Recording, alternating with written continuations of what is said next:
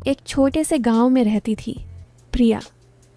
प्रिया की उम्र 32 साल की थी और वो ऐसी औरत थी जो देखने में इतनी आकर्षक थी कि गांव के लोग उसे देखकर मन ही मन सोचते रह जाते।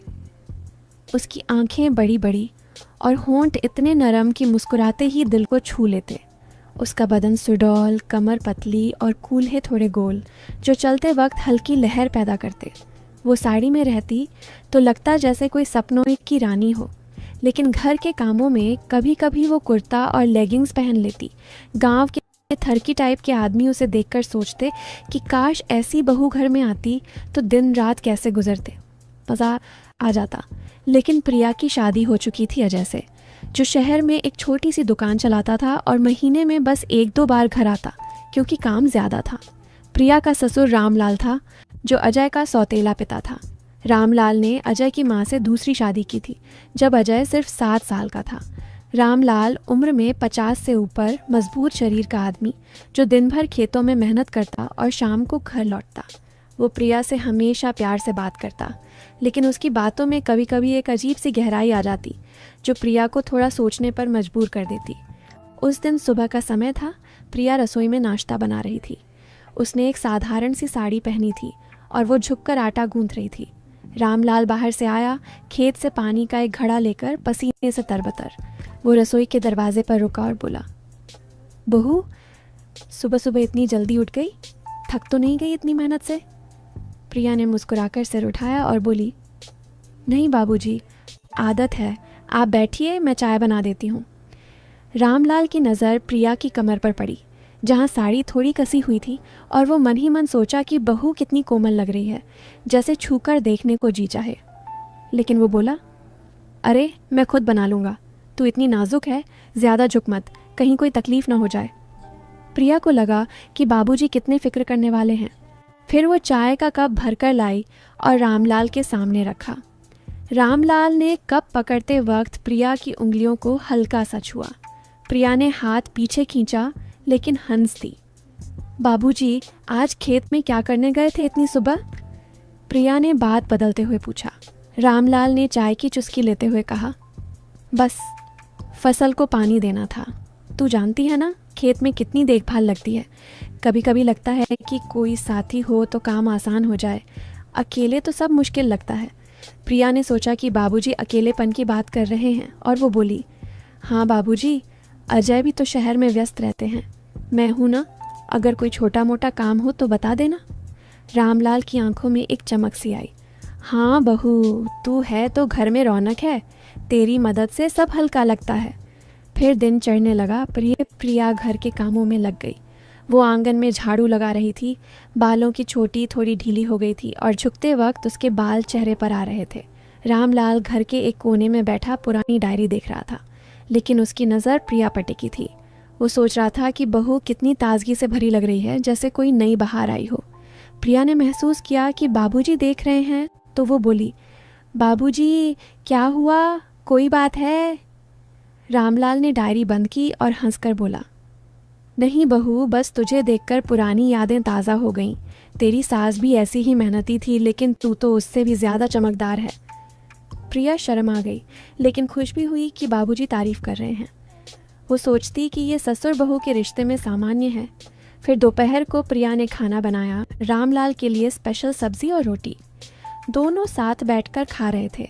रामलाल बोला, बहू, तेरे हाथ का खाना तो जादू जैसा है, खाते वक्त लगता है कि और कुछ चाहिए ही नहीं, बस यूं ही चलता रहे। प्रिया ने कहा, बाबूजी आप इतनी तारीफ करते हैं, मैं क्या कहूँ? रामलाल ने आंख मिचकाकर बोला, तारीफ तो बनती है, घर में हम 2 ही तो हैं, एक दूसरे को खुश रखना पड़ता है। कभी लगता है कि अजय यहाँ होता तो मज़ा आता, लेकिन तू है तो सब संभला हुआ लगता है। प्रिया ने सोचा कि बाबूजी कितने अकेले महसूस करते हैं, सौतेले होने के बावजूद अजय को कितना प्यार करते हैं। फिर शाम ढलने लगी। प्रिया बगीचे में जाकर कुछ पौधों को पानी दे रही थी। रामलाल आया, हाथ में एक पुरानी तस्वीर लेकर। वो बोला, बहू देख, ये अजय की बचपन की फ़ोटो है। मैंने उसे ऐसे ही पाला है जैसे अपना बेटा, लेकिन कभी कभी लगता है कि वो मुझे दूर का मानता है। प्रिया ने तस्वीर देखी और मुस्कुराई। बाबूजी, आप उनको कितना प्यार करते होंगे ना, अजय भी आपको बहुत मानते हैं, बस काम की वजह से कह नहीं पाते। रामलाल ने प्रिया के कंधे पर हाथ रखा, जैसे पिता की तरह, लेकिन स्पर्श थोड़ा लंबा रहा। वो बोला, तू आई है तो लगता है घर पूरा हो गया। तेरी मुस्कान से सब चमक जाता है। प्रिया का दिल थोड़ा तेज धड़का, लेकिन वो बोली, बाबूजी, आप भी तो घर की शान हैं। उतना कह के वो काम में लग गई। फिर रात हो गई। प्रिया अपने कमरे में लेटी थी, लेकिन नींद नहीं आ रही थी। वो सोच रही थी कि रामलाल की बातों में इतनी गहराई क्यों है।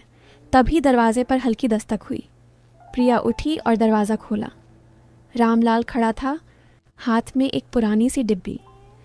बहू, नींद नहीं आ रही थी, सोचा तुझे ये दे दूं। इसमें कुछ पुरानी चीज़ें हैं, देख लेगी तो टाइम पास हो जाएगा। प्रिया ने डिब्बी ली। रामलाल की उंगलियां फिर से छू गईं। वो बोली, बाबूजी, इतनी रात को क्या है इसमें? रामलाल मुस्कुराया, बस कुछ यादें। कोई चीज़ समझ ना आए तो मुझसे पूछ लेना। कुछ चीज़ें ऐसी हैं जो छू कर महसूस होती हैं, देख कर नहीं। प्रिया को लगा कि डिब्बी में कुछ पारिवारिक सामान होगा, और वो डिब्बी लेकर लेट गई और खोलकर देखा। इसमें एक पुरानी चूड़ी थी, एक पत्र और कुछ फ़ोटो। पत्र में रामलाल ने अपनी ज़िंदगी की कहानी लिखी थी, कैसे वो सौतेला पिता बना। प्रिया पढ़ती गई, दिल भर आया। लेकिन एक फ़ोटो में रामलाल जवान थे, और उसमें कुछ ऐसी मुस्कान थी जो प्रिया को असहज कर गई। वो सोचती रही कि बाबूजी ने ये क्यों दिया। अगली सुबह प्रिया उठी, रामलाल पहले ही खेत चला गया था। प्रिया ने नाश्ता बनाया और इंतज़ार करने लगी। रामलाल लौटा तो प्रिया बोली, बाबूजी, वो डिब्बी बहुत अच्छी थी। आपकी कहानी पढ़कर पता चला कितनी मुश्किलों से गुजरे हैं। रामलाल ने चाय पीते हुए कहा, हाँ बहू, जीवन में सब होता है। मैंने सोचा तुझे दिखाऊं ताकि तू मुझे और बेहतर समझ सके। कभी कभी लगता है कि करीब से जानना ज़रूरी है।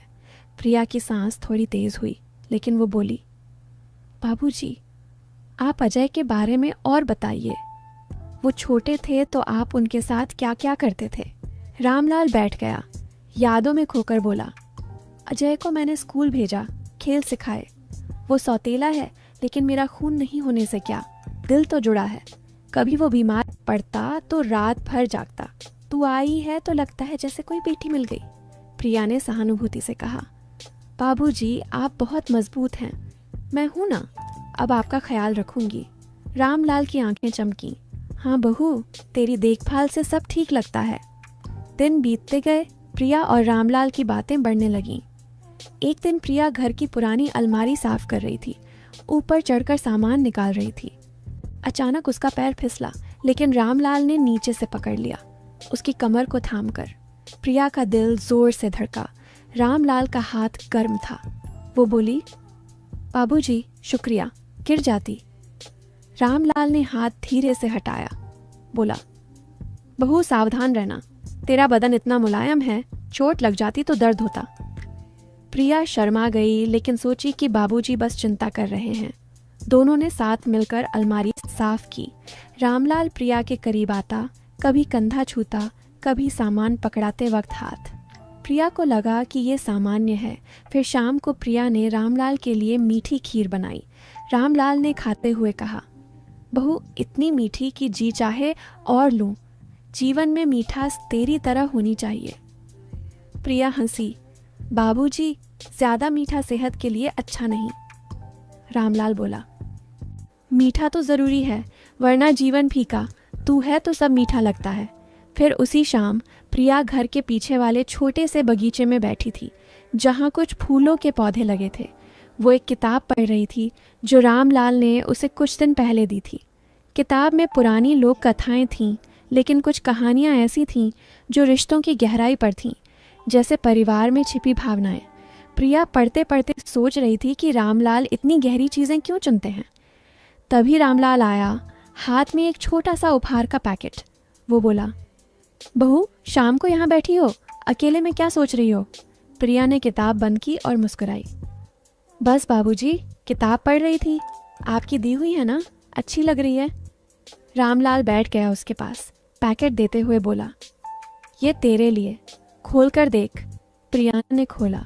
अंदर एक सुंदर सी कंगन थी, पुरानी स्टाइल की, लेकिन चमकदार। वो बोली, बाबूजी इतना सुंदर, लेकिन क्यों?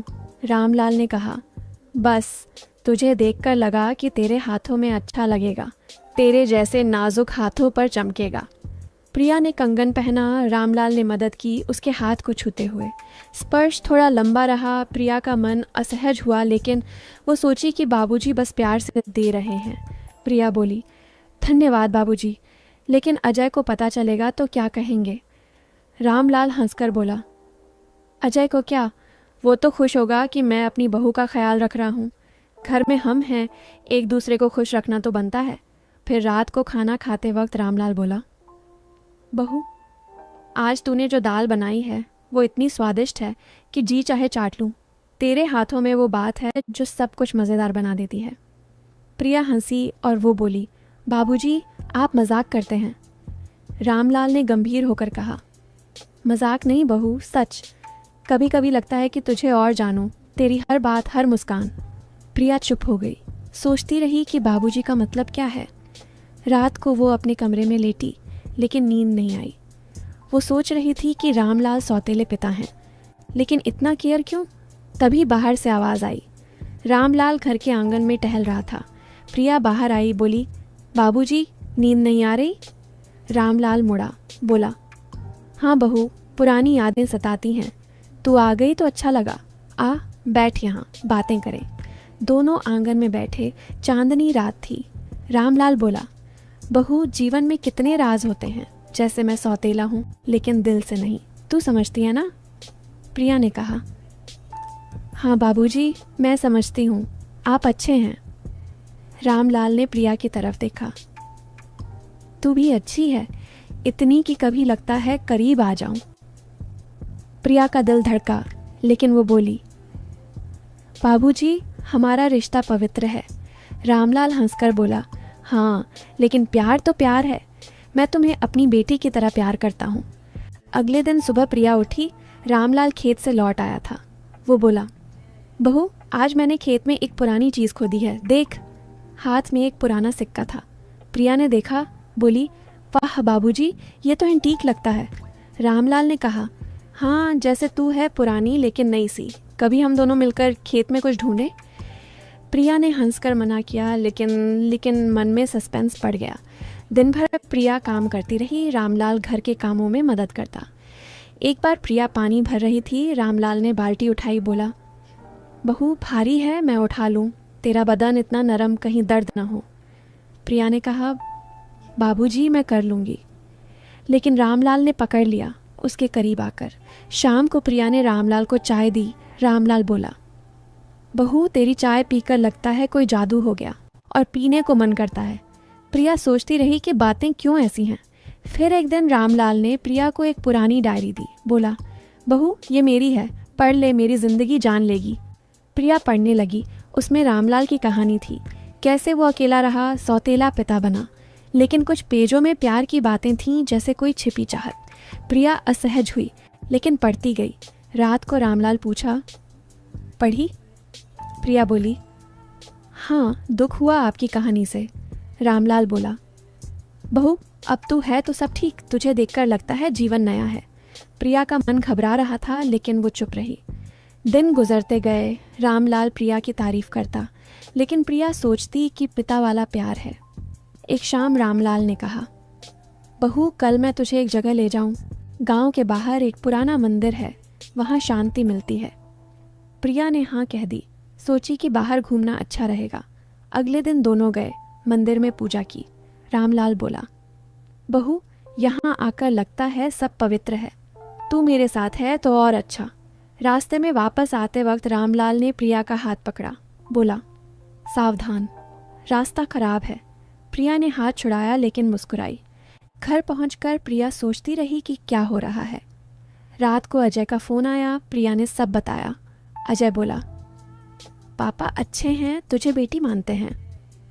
लेकिन प्रिया के मन में शक था। फिर रामलाल ने एक दिन प्रिया को अपने कमरे में बुलाया।